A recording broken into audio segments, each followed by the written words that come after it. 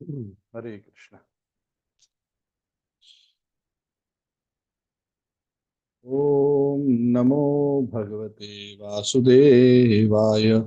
Om Namo Bhagavate Vasudevaya. Om Namo Bhagavate Vasudevaya. Narayanam Namaskritya Naram Chaiva Narottamam Devim Saraswatim Vyasam Tato Jayamudiraye Nashtaprayeshu Bhadreshu Nityam Bhagavata Sevaya Bhagavati Uttama Shloke Bhaktir Bhavati Naishtiki Krishnaya Vasudevaya Devaki Nandanaya Cha Nandagopakumaraya Govindaya Namo Namaha Om Jnanadmirandasya Jnananjanachalakaya चक्षुरुन्मिलितं येन तस्मै श्रीगुरवे नमः श्रीचैतन्यमनोभीष्टं स्थापितं येन भूतले स्वयं रूपः कदा मह्यं ददाति स्वपदान्तिकं वन्देऽहं श्रीगुरोः श्रीयुतापदकमलं श्रीगुरून् वैष्णवांश्च श्रीरूपं साग्रजातं सहगणा रघुनाथान्वितं तं सजीवं साद्वैतं सावधूतं अर्जुनासहितं कृष्णचैतन्यदेवं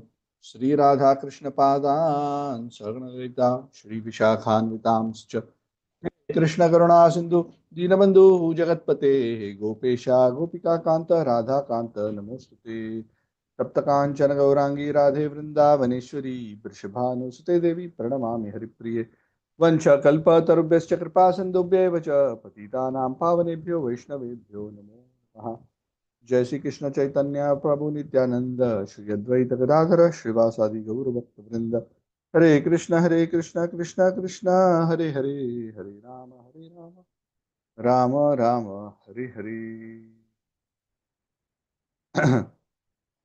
नमो विष्णुपादाय कृष्ण प्रेष्ठाय भूतले नमो विष्णुपादाय कृष्ण प्रेष्ठाय भूतले श्रीमति भक्ति वेदांत स्वामी नामिने नमस्ते सारस्वती देवी गौरवाणी प्रचारिणे निर्विशेषण्यवादी पाश्चात्य देशतारिणीं कं करोति वाचालं पंगुं लङ्घयते गिरिं यत्कृपादमहं वन्दे श्रीगुरुं दीनतारिणं परमानन्दमाधवं हरि ओम तत्सत्। Hare Krishna. So we are continuing our discussion on the ninth canto of the Srimad Bhagavat. We are continuing to discuss in the ninth canto the discussion of the various descendants of Vaivasvat Manu. And in this particular chapter, we are continuing the discussion of the descendants of Mandhata. When we concluded the last class, we discussed about this very interesting pastime of Maharaj Harishchandra.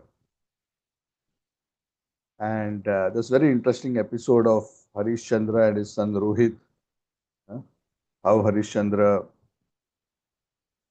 because of not keeping his word to Varuna, was suffering from dropsy, and then how Rohit went to the forest and he was in hiding. Finally,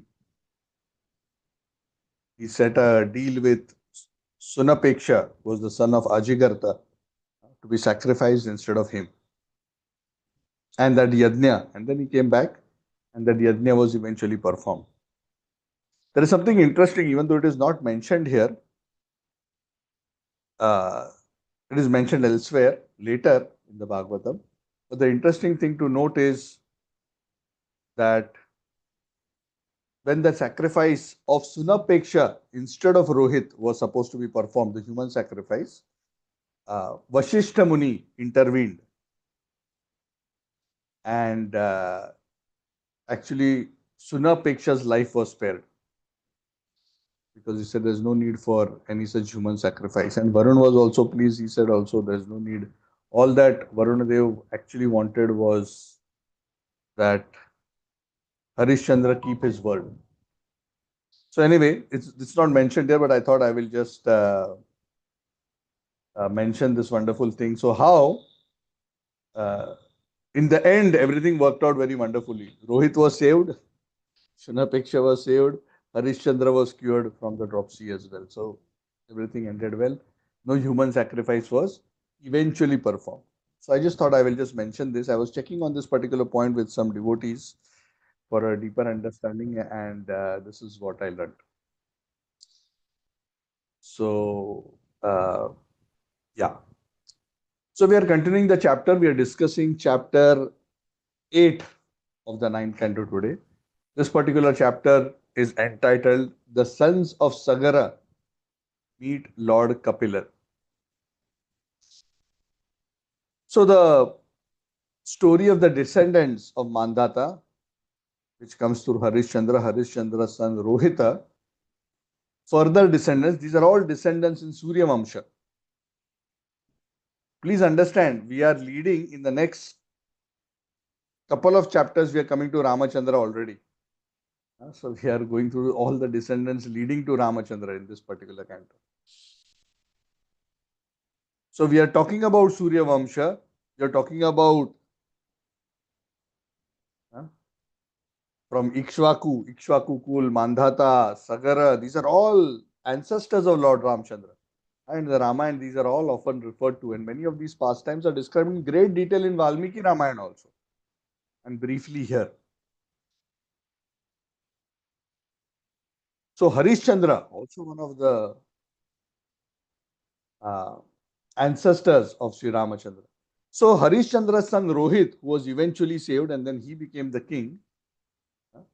Rohit's son was another king by the name Harita. Harita had a son called Champa. This King Champa created a famous city by the name of Champapuri. The son of King Champa was Sudeva, and Sudeva's son was Vijaya. Vijaya had a son Bharuka. Bharuka had a son Vrika. Vrika's son was Bahuka. Now, an interesting comment is mentioned about Bahuka. Nothing much is mentioned about all these other names. Only certain significant personalities are mentioned. Bahuka, a brief comment is mentioned that in Bahuka's life, he had a very great misfortune that his enemies attacked him and stole away all his wealth. And when he lost practically everything, it is said he renounced everything and he said, early retirement. He said, I am taking Vanaprastha. And he went to the forest. Basically, he gave up. He said, I don't want to get into this ruling business anymore. So he grew up to a ripe age and eventually he died in the forest. So when he died, one of his wives, he had many wives, one of his wives also wanted to die with him. So in olden times, there was this optional decision that sometimes a chaste wife would take, that if my husband passes away, I also want to give up my body. So in certain cases, they would enter the fire along with their husband. So of course, this is again not to be emulated. This is forbidden in Kali Yuga. And it would be said that, their chastity was so immense and their pain of separation was so immense that the fire, burning in the fire was lesser pain than being away from their husband. Like that. So anyway, this particular lady, she wanted to give up her life, but at that time, their Kulaguru, Aurva Muni, understood through his mystic power that she was pregnant. And he told her, no, you cannot give up your life because you are pregnant. You are carrying the son of Maharaj, Bahuka, in your womb. So in that way, her life was saved. Saved in the sense she was forbidden from giving up her life. But something interesting happened. It looks like Bahuka had no other son. So when the co-wives of this particular lady, the wife of the queen of Bahuka, the co-wives found this out, that none of us have sons, man, our husband has died and only she is going to give birth to a child.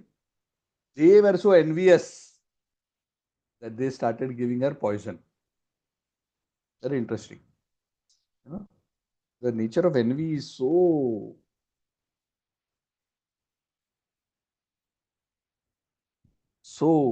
cruel that people justify the most heinous activities against others. And they justify it in their heart. This person is like this. That's why he deserves to suffer like this. That's how the human ego works, right? We justify everything we do, even if we are doing something very, very cruel.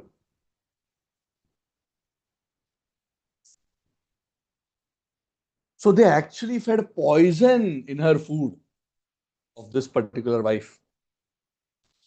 But very interestingly, the poison did not act on the son in the sense that it did not kill the son, but the son was born along with the poison, which means there was poison in his body. Now, not many details are given here about that, but they are there in other Puranas, so I don't know how, in what way physically he was impacted by that particular poison. But he showed symptoms of poisoning on his body, but he was otherwise born in good health. Somehow it did not act on him. And that is why this particular son was given the name Sagar.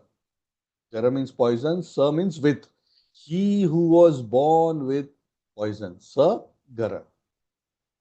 Sagara. So this Sagara, the son of Bahuka, the only descendant of Maharaj Bahuka in that particular line, eventually he grows up and becomes the emperor. The Bhagavatam mentions the famous Ganga Sagara place where the Ganges enters into the Bay of Bengal. That Ganga Sagara place was actually excavated by Sagara Muni. So Sagar Muni was sorry, not Sagar Muni, Sagar Maharaj was a very great, very devoted servant of his spiritual master. So the Bhagavatam says that since he was ruling over practically all of the planet, and typically uncivilized, barbaric people are punished and killed, but under the instructions of Aurva Muni, it is said Sagar Maharaj did not kill the uncivilized men, but rather he classified them. Various categories of uncivilized tribes or communities are mentioned.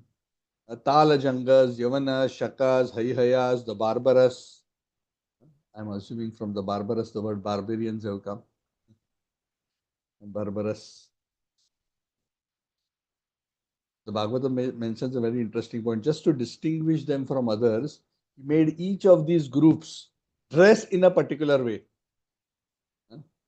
especially in an awkward way so that they can be clearly identified. He did not kill them, but he ensured that they were distinctly identified. So what this means is, we should also be very, very careful in our own consciousness. Of course, we don't have to make other people wear funny clothes, but in our own consciousness, as devotees, asat sangatyag ei Vaishnava achar. What is the essential behavior of a Vaishnava? Chaitanya Charitamrita says, essential behavior. Asat sangatyag. A Vaishnava never enjoys associating with materialistic people. If you see a devotee enjoying the association of materialistic people and simply doing material gossip and enjoying them, enjoying being with materialistic people, enjoying going out with materialistic people, spending time with materialistic people. And when I say materialistic, I'm not talking about sinful, gross, demoniac people. I'm talking about materialistic, those who are not Krishna conscious. Then that is a symptom that one is not, that particular individual is not yet sufficiently purified in his own consciousness.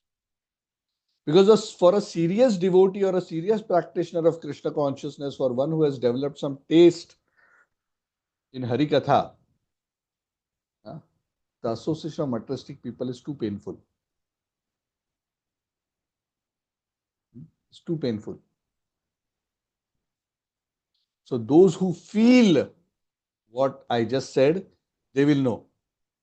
Those who don't feel it, they will not understand. So materialistic association, Lord Chaitanya says it's like being with, I would rather be surrounded by snakes rather than be in the association of materialistic people. Of course, at work and in our day-to-day dealings, whatever transactions we have to do, which are necessary uh, in terms of our basic social exchange and our profession, that's a different thing. But I'm talking about enjoying spending time together with materialistic people. So he distinguished all of this. So that is an interesting point which is mentioned. One very, very important thing which, because of which Sagar Maharaj became famous throughout the world and is still remembered up to this day, is because on the instructions of his guru sage Aurva, Maharaj Sagar performed the Ashwamedha Yajna to please the Supreme Personality of Godhead. When Sagar Maharaj, who was very, very qualified, started performing Ashwamedha Yajnas, Maharaj Indra became very worried. Whenever somebody starts performing many Ashwamedha Yajnas, Indra becomes very worried. Huh? Correct? This happened with Prithu Maharaj once. Right? We discussed this past time earlier. He did 99, then he did so many things to stop the 100th one. And finally, Prithu Maharaj didn't do the 100th one. Because she's the nature of material attachment, mixed devotion. What is the quality of mixed devotion? I want to be devotee, but I also want to maintain all my material attachments. I want my position. I want my name and fame. Yes, Krishna Bhakti can grow as long as my position is not affected. This is the consciousness of the conditioned soul. For them, let Krishna consciousness spread all over the world, but I should also prosper. I should also become big. I should also become great. My power, my name, my fame should go together with them. Wonderful, wonderful, wonderful. If it is at the cost of my position, even if Krishna is being served, somehow I must create some obstacle. And give it various kinds of Krishna conscious excuses and sabotage others' efforts so that they cannot do anything because it will affect my position. This is the difference between mixed devotion and pure devotion.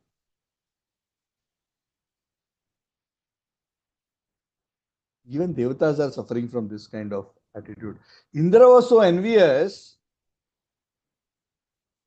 that the horse of the Ashwamedha sacrifice, Indra came and stole that horse and ran away. Now you may think, oh, Prabhu, what's such a big deal? The king surely had thousands and lakhs of horses. Why he couldn't simply replace horse, buy another horse? Or from his army, so many soldiers bring one horse. No. Ashwamedha horses are not replaceable like this. The horse to be used for Ashwamedha sacrifice has lot of requirements. Now, I don't want to go into those details. I don't even have it handy. But there are very, very specific lakshanas of the horse who is to be done, and the horse is worshipped and treated in a particular way, and then only he is used. So there are a lot of things. It is not that you can just, in the middle of the sacrifice, bring another horse. Let's continue. It doesn't work like that. So basically, when the horse, who had already been employed through rituals and mantras in the yajna, was stolen by Indra, the full yajna was like suddenly stalled. Correct? It's just like, somebody's, playing cricket match and suddenly somebody comes and takes all the 6 stumps away and runs away and there is no replacement. How to play now? Play the match. So how to do, what to do? So Maharaj Sagar became very concerned. Where the horse went? Who stole it? Where it went? So this Maharaj Sagar had 2 wives. One's name was Sumati and another's name was Keshini. So Sumati had many, many sons who were all very, very powerful and well accomplished, and they were quite proud of their prowess and influence. So the father told them, my sons, he addressed the sons of Sumati, are you willing to go and look for the horse? He said, yes, father, wherever he is, anywhere, even in any direction, we'll go and find him out. Searched everywhere, everywhere, everywhere, couldn't find. They started digging into the earth to see whether he's hidden inside. They dug the earth so much. Finally, by when they went in, they came to a place inside. Because inside the earth also there are certain abodes where certain kinds of uh, entities stay. So inside the earth there is the ashram of Kapila Muni. This is the Kapila Muni who is the incarnation of the Supreme Lord. He's still around. He's in a hidden ashram inside the earth. So they dug, they reached the ashram of Kapila Muni. And this Indra was very smart. You know what he did? He deliberately took this horse that he stole and he left it in Kapil Muni's ashram. Huh? Very smart, huh? You see now why he did what he did. Kapil Muni was not bothered, horse, Indra, no Indra. He was going about doing his meditation. This is the Kapil Muni who is the son of Kardama Muni and Devahuti. We already discussed their pastime much earlier. So he was busy doing his worship and other things and his meditation. He was sitting blissfully in his ashram meditating because he's the Lord, but he's showing the example of a yogi. The sons of Sagara came there, the sons of Mother Sumati. And when they saw the horse near Kapil Muni's ashram in his vicinity, without giving any thought, simply by a false correlation, this is Kapila Muni in his ashram, the horse is in the ashram, which means Kapil Muni has stolen the horse. Correct? One should not be hasty, right, in jumping to conclusion. First, one must do proper investigation. Ask.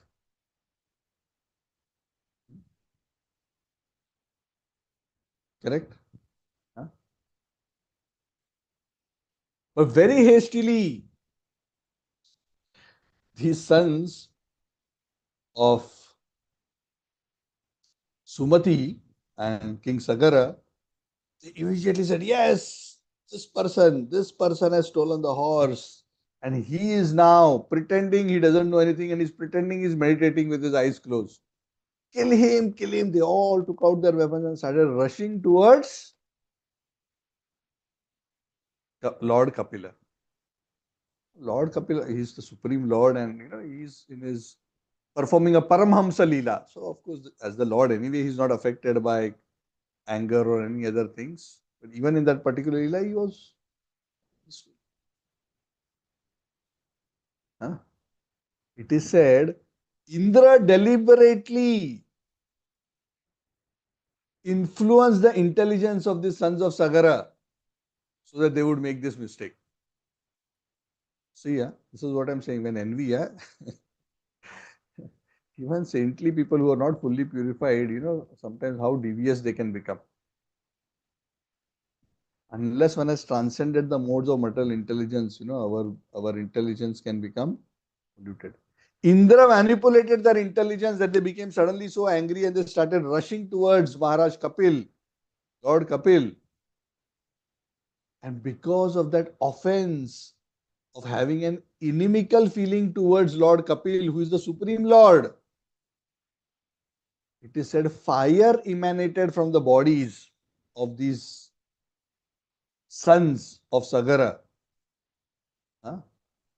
And that fire from their bodies, which was a penalty for their offensive behavior, immediately burnt them to ashes.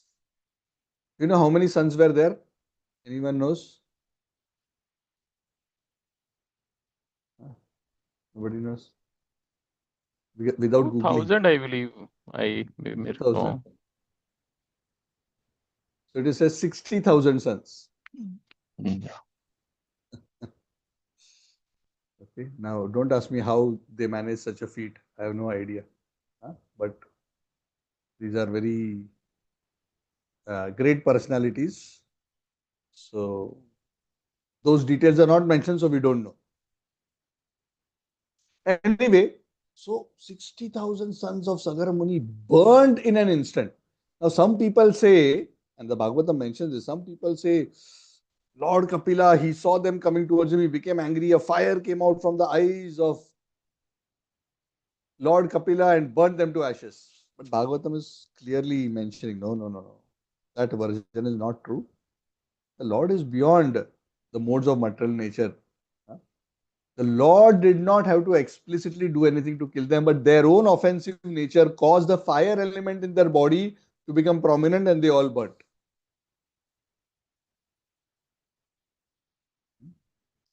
The Lord is never affected. The Lord doesn't even distinguish, just like a Paramhamsa doesn't distinguish between an enemy and a friend. Krishna says in the Bhagavad Gita, Samoham sarva bhuteshu na me dveshyosti na priya. I am equal to all living entities. There is no friend and there is no enemy of mine. Ye bhajanti tumam bhaktya. If a person approaches me with love, he is in me and I am in him. If he treats me as an enemy, I am indifferent. I am neutral. I don't become his enemy. I become neutral. If he loves me, I love him. So I am open. Correct? Everyone follows my path in all respect. The Lord never closes his door. The Lord is available to everyone. If it seems he is unavailable, it is actually our fault that we are not able to approach him with the right mentality and the right consciousness. So these 60,000 sons died. Maharaj Sagar is waiting there. When the horse will come back? When the horse will come back? Huh? Neither the horse came nor the sons came. So he was waiting. After a long time, he didn't know what to do. So it is said, now this story is also described in much greater detail elsewhere, but here a brief reference is there. But this Maharaj Sagar, through his other wife, Keshini, all these sons who went there were the sons of Sumati. His other wife, Keshini, had a son named Asamanjasa. And Asamanjasa had a son by the name of Anshuman.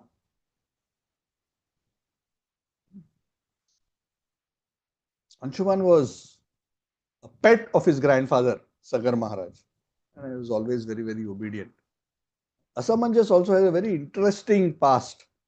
It is mentioned here in the Bhagavatam briefly. This son Asamanjas of Maharaj Sagara, in his previous life, he was a very great mystic yogi, but he made some mistake because of some bad association and he fell down from his exalted position. So in his this life, Asamanjas, as the son of Sagara, he became a Kshatriya, born in a royal family. Krishna says, right, even if somebody is unsuccessful in yoga, he is born in either a family of great yogis or in an aristocratic family. So failure in yoga is also rewarded. So at least go and give exam. Failure is also rewarded. So there is an award even for attempting the exam, which means even if you tried to do something in spiritual life, there is a good benefit. So there is no loss. In this endeavor, there is no loss or diminution. Even a little progress on this path saves one from the greatest fear. Swalpam apyasya dharmasya trayate mahatobhaya. Anyway, he was not only born in a royal family, but he was a Jati Smara. Jati Smara means he remembered his past life. And he was lamenting when a great yogi falls down and he comes into a lower form because of his material tendencies which he left uncontrolled. A sincere sadhaka, a sincere spiritual aspirant, repents. I got myself into such a mess. Nicely, I was progressing on the path of spiritual life. See how I got distracted and deviated, and I am now trapped here. So actually, he was very disinterested in all these royal things. He was not telling everybody that he's a great yogi from the previous life, but he just acted as if he was a useless person.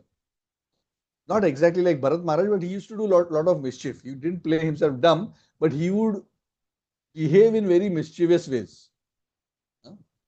He would behave in such ways that the public and the king would think that this guy is a nasty miscreant. He would practically be abominable to the public and unfavorable to his relatives. To the extent he would disturb the boys in the kingdom so much that he actually took some of these boys and put them into the Sharayu river. Now, these kings were ruling Ayodhya, mind you. These are all, as I mentioned, their ancestors are Lord Ramchandra. Their capital is Ayodhya. And Sharayu river flows next to Ayodhya.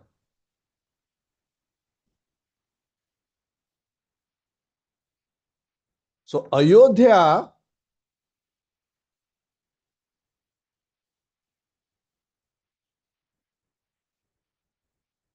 the Sharayu river, this Asamanjas would take the boys, throw them and drown them in the river.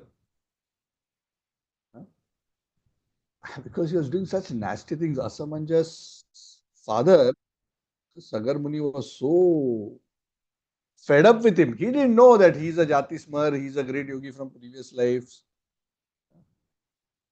He actually had him exiled. He had not killed his children, he would just playfully drown them and basically do mischief. So he actually exiled him. Get lost, I don't want you to be in the city. So one day, because it came to such a point that they were really hitting him, that finally Asamanjasa felt that I must actually show them that I'm not an ordinary person. I may seem like an ordinary person, I'm not an ordinary person. So he actually went and drowned some boys into the river. And then by his mystic power, he brought them back to life. Everybody shocked. Sagar Maharaj is shocked. The residents of Ayodhya are shocked. Oh, this person is a great yogi. He can revive dead people. He did that. He showed that he's not ordinary. Then he went to the forest. He just uh, removed the blot on his character, but he was not interested in being in materialistic society. Anyway, Anshuman, the son of Asamanjas and the grandson of Sagar Maharaj, because Asamanjas was not willing to be king, Anshuman was the favorite of Maharaj Sagara. This Anshuman was ordered by the king, by King Sagara, that your uncles, your father ran away, he is not willing to help. Your uncles, which means the sons of Sumati, they all went, 60,000 of them went to search for the horse. Neither the horse is back, nor the 60,000 uncles are back. Can you help and look for them? Anshuman said, yes, grandfather, I will look for them. No worries. So he went out looking both for his uncles and for the horse. So he had two things to search for. Of course, he was trying to search for the horse because he knew if he followed the trail of the horse, his uncles would be found somewhere along that trail. Hopefully. So anyway, to cut a long story short, it is mentioned that after much searching, Anshuman came to the same place where his 60,000 uncles had come, the ashram of Kapila Muni, the incarnation of the Lord. And the horse was still there. But Anshuman was very intelligent. He was very intelligent. He saw the horse, he also saw the ashes, 60,000 heaps of ashes. And he was intelligent and he was also a very wise devotee. So Anshuman, understanding that Lord Kapila is the Supreme Personality of Godhead, he folded his hands, offered full dandavats and started offering very beautiful prayers glorifying Lord Kapila. That you are so great, even though you have taken this incarnation and this form, you are not made of matter. You are not one of the created beings of by Brahma. We may sometimes get bewildered when we see you. But our body is just made of the three modes, but your body is transcendental. You are never affected by sattva, raja, tama. Right? But we who are affected by sattva, raja, tama cannot understand your transcendental nature. Krishna says, right? Janma karma cha me divyam evam yo vetti tattvataha taktva deham punarjanma neti mam eti svar. If somebody can understand the transcendental nature of the Lord, he doesn't take birth again. So he glorifies the Lord in various ways. I'll not go through all the glorifications, but essentially his glorification is all about that your form is not material. Even though you are sitting in front of us as if you have a material body, your body is not material. It is made visible to us because it is covered by the Yogamaya energy. Your body is Ghana Satchidananda. It is Ghana Jnana.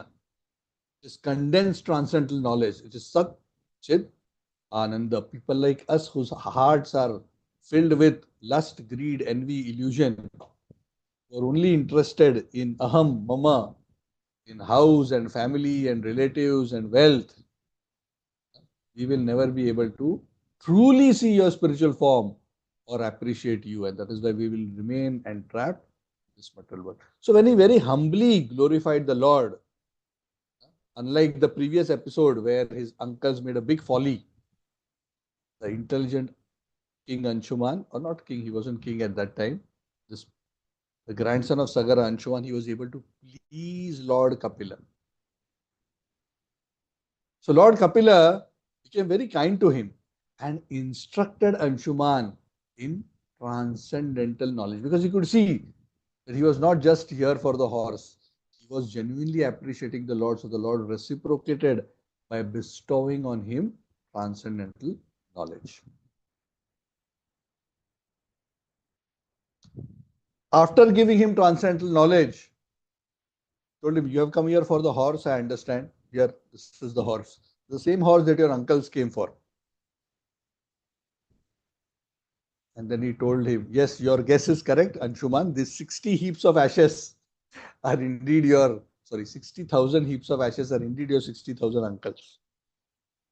And as for them, the only way they can be delivered if their ashes are put into Ganga. There is no other way in which they can be delivered.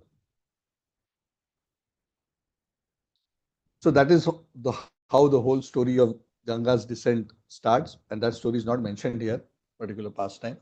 How eventually Bhagirath Muni brings Ganges down. Ganga was not even available on the earth at this point in time. So there was no question of, he collecting 60,000 packets of ashes and then going to the Ganges and, putting them into the Ganges. That great facility is available to us now. Now that Bhagirath Maharaj has brought Ganges down. So we should take benefit of that. But that facility was not available back then.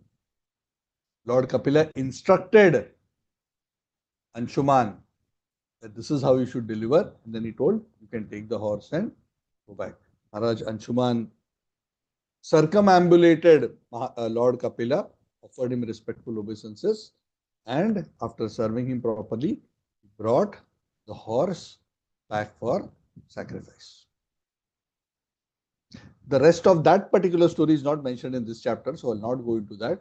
But of course, like what I briefly mentioned, eventually, not immediately at this point, but eventually, Ganges was brought down on earth and then was made to flow through the place where these 60,000 heaps of ashes were there, and all of them were eventually delivered. Sagar Maharaj was extremely pleased. Anshuman brought the horse back. Not only did he bring the horse back, he also figured out what happened to his 60,000 uncles. So being very pleased, the kingdom was given by Sagar Maharaj to Anshuman. So Anshuman became a very, very famous king. And Sagar Maharaj, after giving the kingdom to Anshuman, as instructed by Aurva Muni, he practiced spiritual life, absorbed himself in transcendental service of the Lord, and achieved the supreme destination. This is one wonderful thing which you read about all these kings. Why these kings are so wonderful? Their pastimes are so wonderful. They did their material duties up to the right time, and because they did it very nicely according to their dharma, when the right time came, they were able to hand over their kingdom to the next generation, retire from material activities, and fully absorb themselves in transcendental life and attain the supreme destination. That is the perfection. If we are continuously remaining attached, then no point. That means you're not making spiritual advancement. But if you are leading a life of performing our duties in a detached way and at the same time cultivating devotional service to the Supreme Lord, then when we reach a particular age, as our children grow up, should withdraw and absorb ourselves in transcendental devotional service so that we can achieve the real goal of life at the end of our life. So this brings us to the end of this chapter. It's a short chapter, 30 verses. So in this way, these few pastimes are mentioned here about Anshuman, about Maharaj Sagara, and all these great descendants of Maharaj Harishchandra. Any questions, any comments?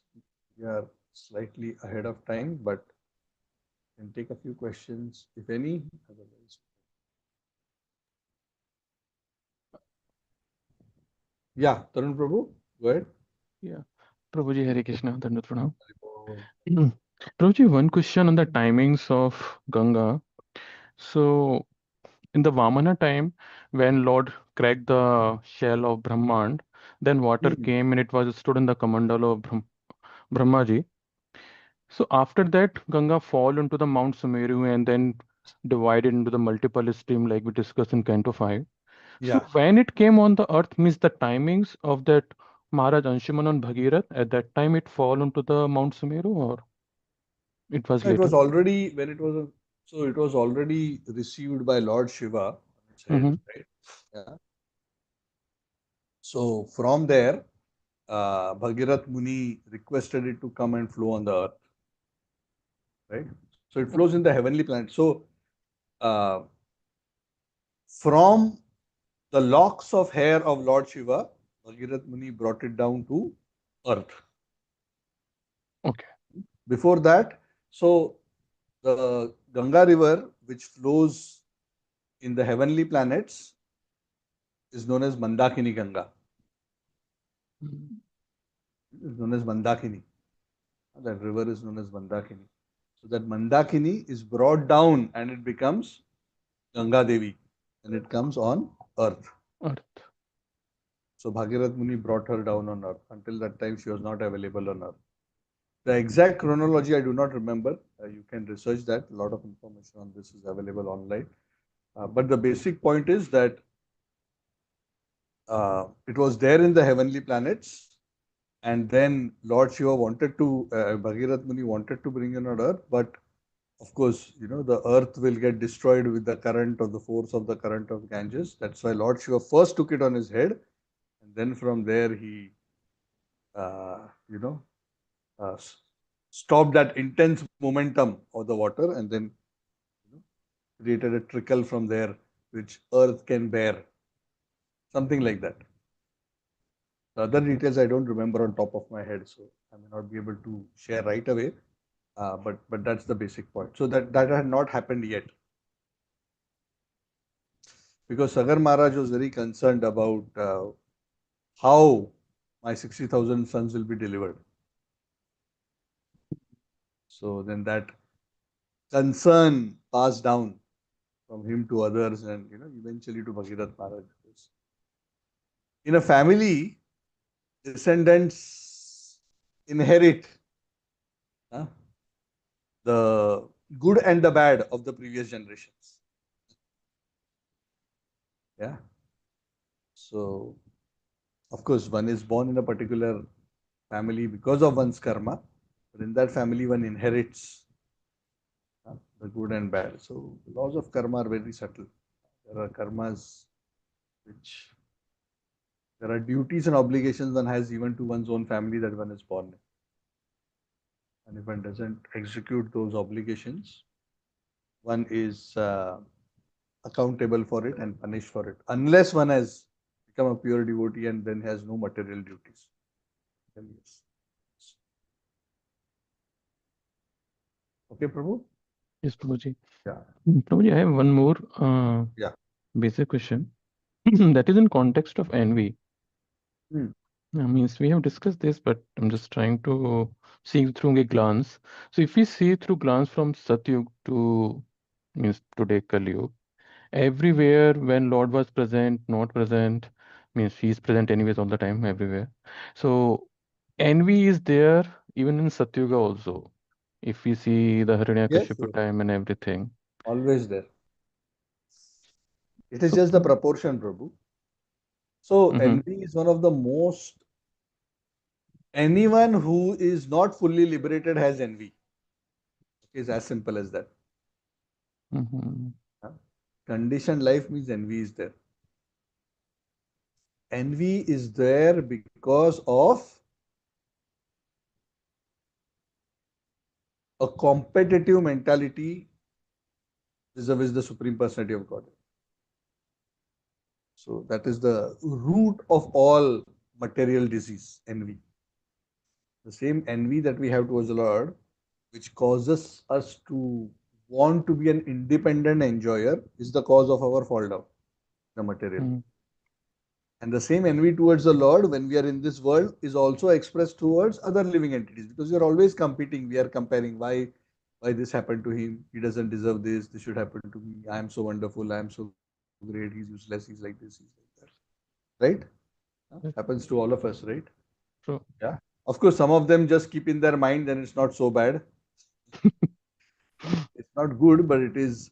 But some people act on it. To be jealous is not unusual, but to be envy, when we say envy, envy means acting on jealousy, really wanting to do something to, you know, hurt somebody, sabotage somebody. So envy is a. So if we are not liberated, we have some envy. There is some, a lot, that we have to look into our own hearts and see. But he who is happy at the happiness of others and who is sad at the misery of others is a person who is free from envy, and that is the quality of a sadhu. Correct? Huh? If we are True. envious of anybody, what does that mean? When he becomes happy, we will not become happy. True. And when he becomes sad, deserve him. He deserves to be like this. Paradukha dukhi is the quality of a Vaishnava. So these are ways in which we should look into our own heart and see whether these kind of sentiments in our heart are reducing. It will not disappear overnight. This is long and hard work. But when we surrender to the Lord, when we see that the Lord expects us to be nirmatsara. The Bhagavatam is for nirmatsaranam satam. The Bhagavatam is written for whom? The Bhagavatam is mainly meant in the sense that it is actually relishable for those who are totally free from envy. I'm not saying it is not meant for us. What I'm saying is, to truly appreciate Bhagavatam, one has to be non-envious, because if one has envy, even when the Lord is glorified, we cannot properly appreciate because we have some Mm. envy towards the Lord also. But Correct? that envy will also purify Prabhu because that's associated to Yeah, Lord. yeah. So that's why even if the medicine is bitter, you still have to take it, no? So that is the process. Yeah, Medicine is correct, correct. bitter, but you are not able to taste the nectar. It is nectar, but when you drink Yeah, it, it true, tastes bitter. Why? Because there is true. envy. But you should still take. Just like sugarcane juice for a person who has jaundice, Rupa Goswami says, continue to take, continue to take. Sugarcane juice itself will uh, cure True, the true. jaundice, and then the taste of sugarcane will start becoming sweet. Bitterness will slowly go away. Salusaiva jushtva. Swadvi kramat. Swadvi kramat is it. Slowly, slowly the taste will come as the disease of envy will go out. So this is very envy is very fundamental to material conditioning. That's what I'm trying to say. So that's why when we feel envious, when we see envy rises, we have to make an effort to keep it away. We have to make an effort to glorify the person we are envious of.